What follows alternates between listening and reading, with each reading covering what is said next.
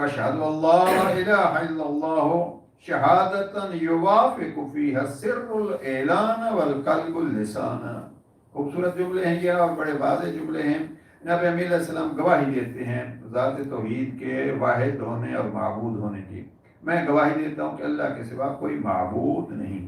واشہد ان لا الہ الا اللہ.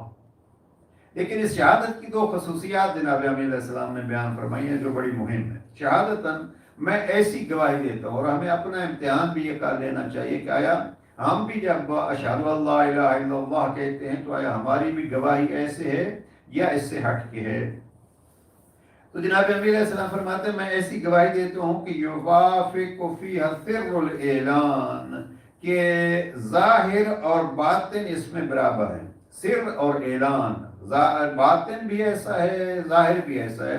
یعنی ایسے نہیں ہے کہ میں ظاہر میں کچھ کہہ رہا ہوں اور باطن میں کچھ ہو. نہیں، میں باطن سے کہہ رہا ہوں لا الہ الا اللہ تو ظاہر میں بھی کہہ رہا ہوں لا الہ الا اللہ. یعنی شہادت کی گویا دو قسم کی